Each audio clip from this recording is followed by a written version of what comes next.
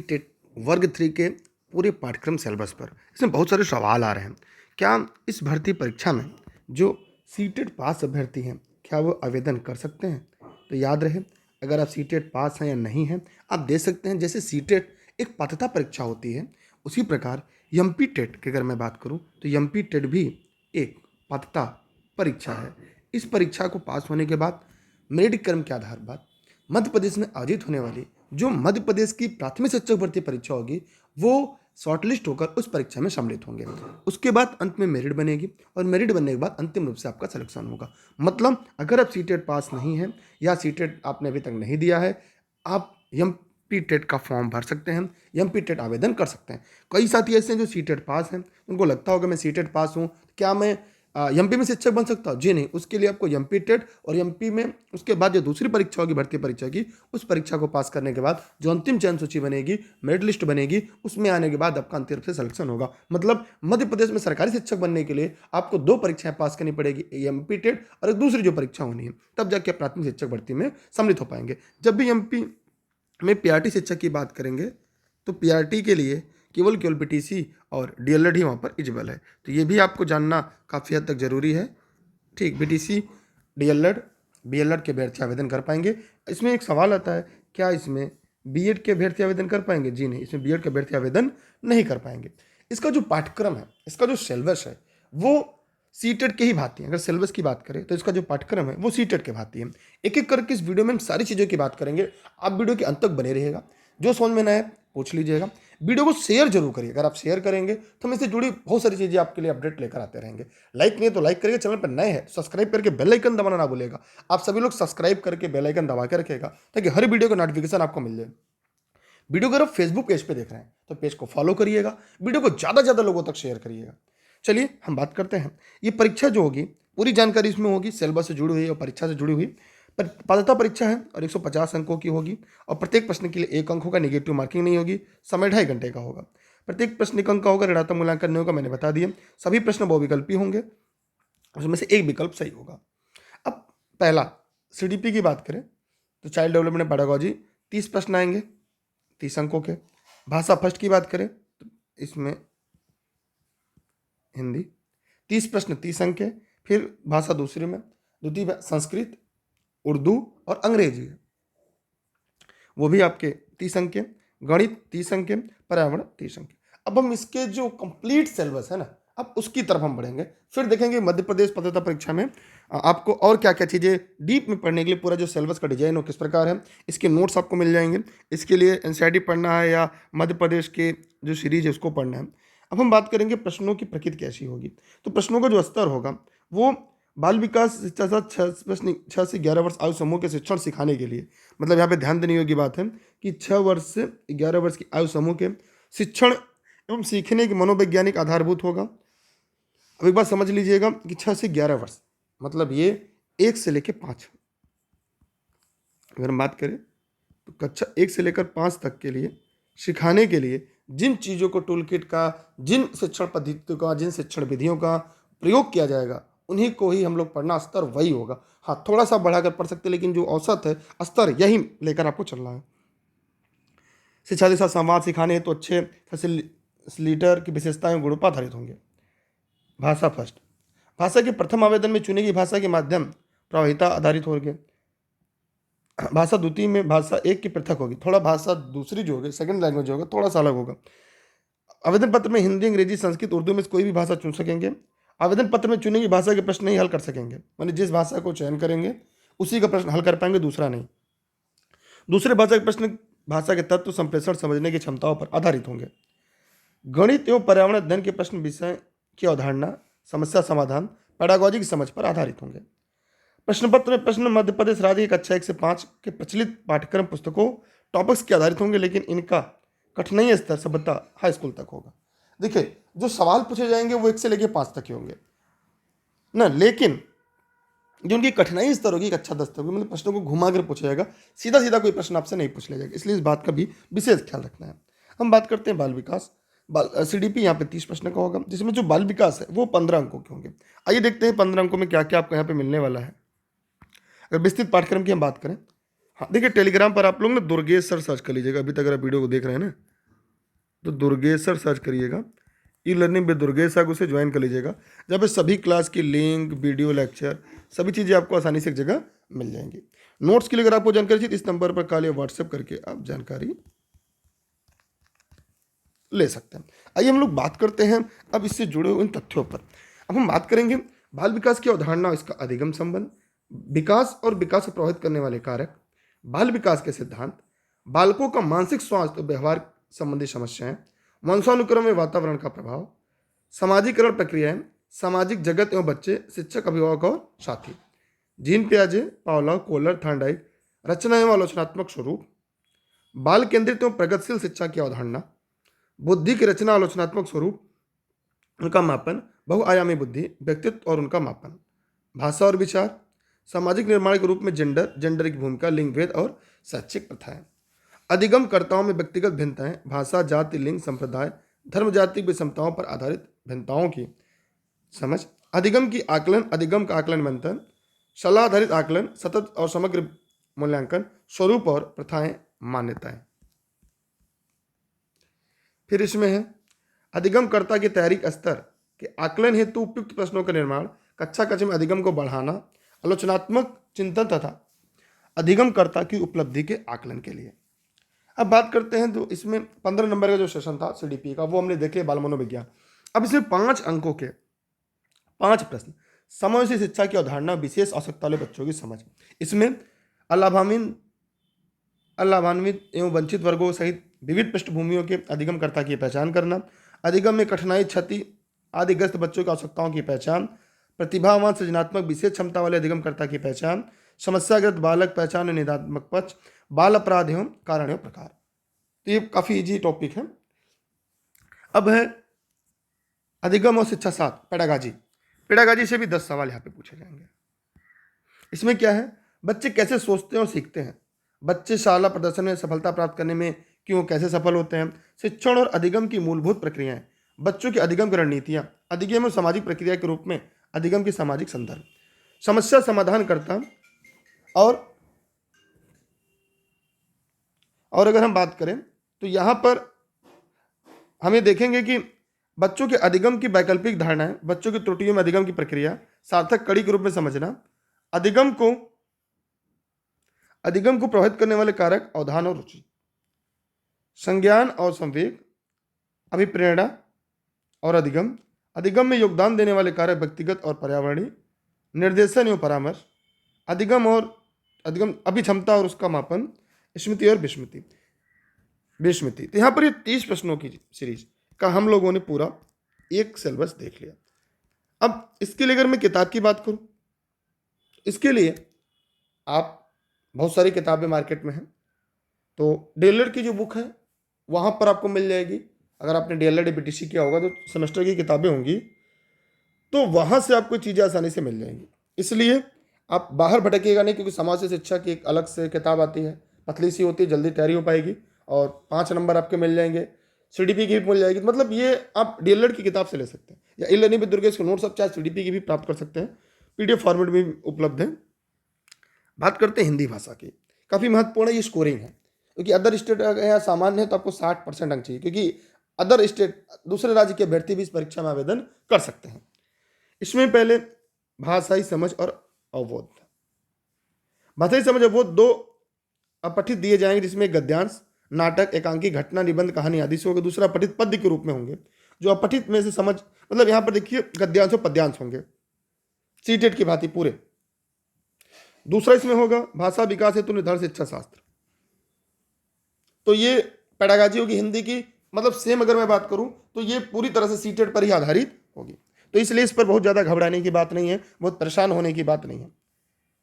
भाषा सीखना और ग्रहणशीलता, अगर मैं बात करूं भाषा सीखना और ग्रहणशीलता, भाषा शिक्षण के सिद्धांत, भाषा शिक्षण में सुनने बोलने की भूमिका, भाषा के कार्य, बच्चे भाषा का प्रयोग कैसे करते हैं, मौखिक और लिखित अभिव्यक्ति अंतर्गत भाषा सीखने में व्याकरण की भूमिका, भाषा शिक्षण में विभिन्न स्तरों के बच्चों की चुनौतियां, कठिनाइयां, त्रुटियां, क्रमबद्धता, भाषा के चारों कौशल, सुनना, बोलना, पढ़ना, लिखना का मूल्यांकन, कक्षा में शिक्षण अधिगम सामग्री, पाठ्यपुस्तक, दूरसंचार, दृश्य श्रव्य सामग्री, बहुकक्षा स्रोत और पुनः शिक्षण।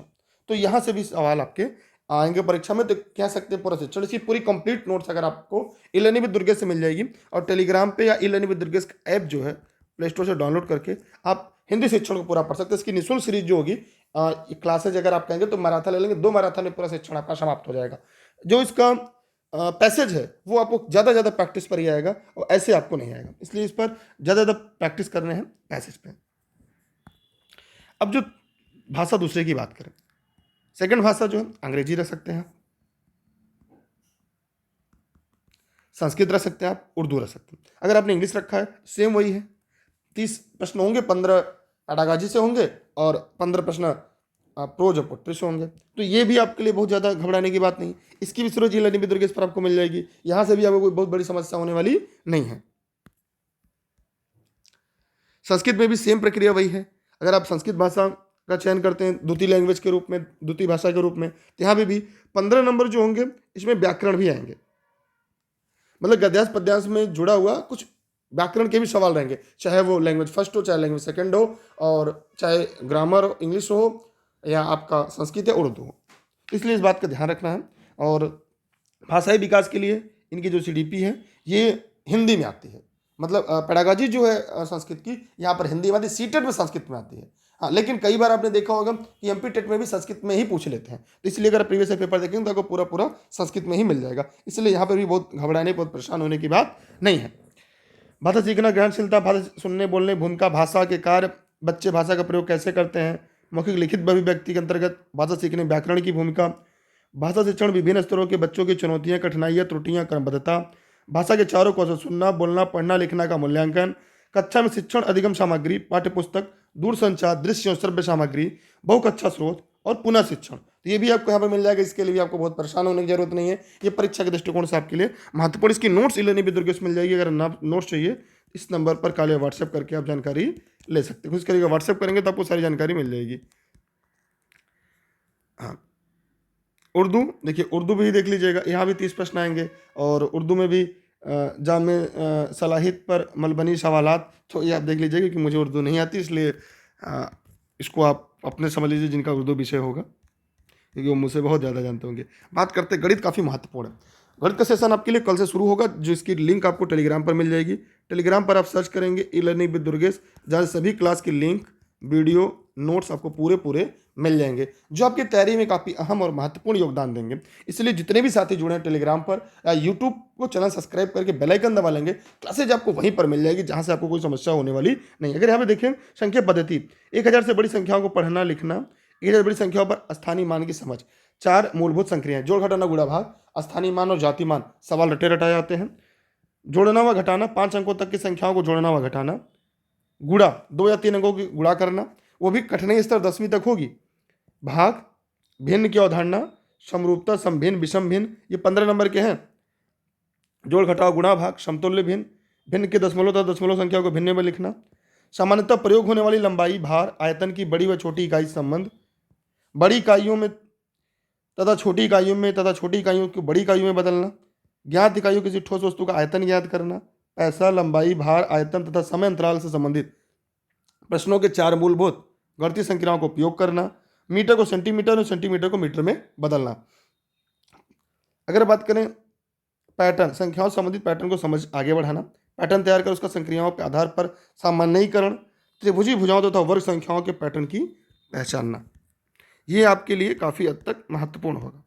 उसके बाद अगर हम यहाँ पे देखें ज्यामिति में किरण, रेखा, कोण, कोणों का वर्गीकरण, त्रिभुज, त्रिभुजों का वर्गीकरण, भुजाओं के आधार पर, कोणों के आधार पर, त्रिभुज के तीनों कोणों अंतः कोणों का योग 180 अंश होता है, इस आधार पर वृत्त के केंद्र, त्रिज्या तथा व्यास की पहचान व समझ, वृत्त, त्रिज्या व व्यास में परस्पर संबंध, सममित आकृति, परिवेश आधार पर समानांतर रेखा व लंबवत रेखा की समझ, सरल ज्यामितीय आकृतियों, त्रिभुज, आयत, वर्ग का क्षेत्रफल तथा परिमाप दी गई है, आकृति को इकाई मानकर ज्ञात करना, परिवेश की 2D आकृतियों की पहचान, दैनिक जीवन में संबंधित विभिन्न आंकड़ों को एकत्रित करना, घड़ी के समय को घंटे तथा मिनट में पढ़ना, AM और PM के रूप में व्यक्त करना, 24 घंटे की घड़ी 12 घंटे की घड़ी में संबंध, दैनिक जीवन की घटनाओं में लगने वाले समय अंतराल की गणना, गुणा तथा भाग में पैटर्न की पहचान, सममिति पर आधारित सममिति पैटर्न, दंड आलेख माध्यम से प्रदर्शित कर उसे निष्कर्ष निकालना।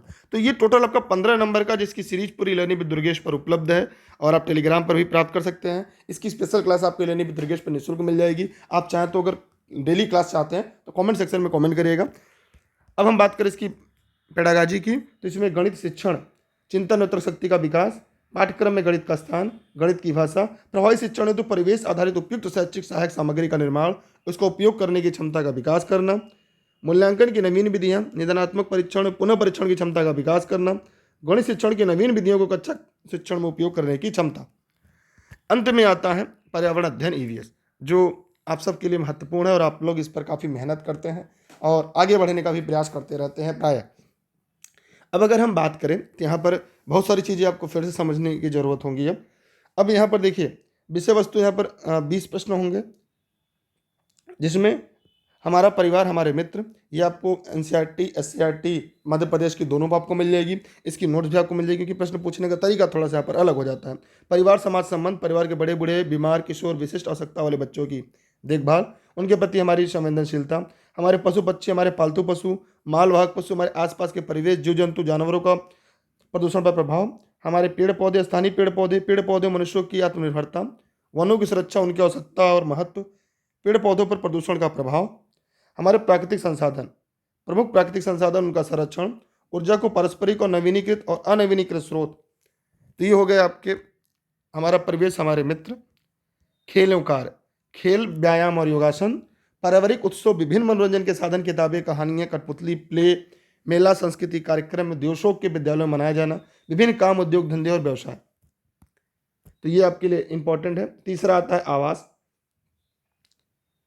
पशु पक्षी, मनुष्य के विभिन्न आवास का आवश्यकता, स्वस्थ जीवन के लिए आवास की विशेषताएं, स्थानीय इमारतों की सुरक्षा, सार्वजनिक संपत्ति, राष्ट्रीय धरोहर और उनकी देखभाल, उत्तम आवास और उनके निर्माण प्रयुक्त सामग्री, निर्माण सामग्री की गणना करना, शौचालय की स्वच्छता, परिवेश की साफ सफाई और अच्छी आदतें। हमारा भोजन और आदतें, इसमें क्या भोजन की आवश्यकता, भोजन के घटक, फल सब्जियों, महत्व पौधों के अंगों के अनुसार फल और सब्जियां, भोज्य पदार्थों का स्वास्थ्यवर्धक समायोजन, विभिन्न प्रकार की आयु का भोजन, उनके ग्रहण करने के सही समय, उत्तम स्वास्थ्य हेतु भोजन की स्वच्छता और सुरक्षा के उपाय, खाद्य संसाधनों की सुरक्षा, पानी और हवा प्रदूषण एवं संक्रमण, इसमें क्या जीवन के लिए स्वच्छ पानी और स्वच्छ हवा की आवश्यकता, स्थानीय मौसम और जलचक्र, जलवायु परिवर्तन प्रभाव, जलवायु परिवर्तन में हमारी भूमिका, पानी के स्रोत, सुरक्षित रखरखाव, संरक्षण और पोषण के तरीके, संक्रमित वायु, पानी से होने वाले रोग, उनका उपचार, बचाव, अन्य संक्रामक रोग, हवा, पानी, भूमि का प्रदूषण और उससे सुरक्षा, विभिन्न अवशिष्ट पदार्थों और उनका प्रबंधन, उचित निर्धारण, भूकंप, बाढ़, सूखा आदि आपदाओं की सुरक्षा, बचाव के उपाय, आपदा प्रबंधन, प्राकृतिक संसाधनों का संपोषित प्रबंधन, संसाधनों का उचित दोहन, डीजल पेट्रोलियम खपत एवं संपोषण आदि।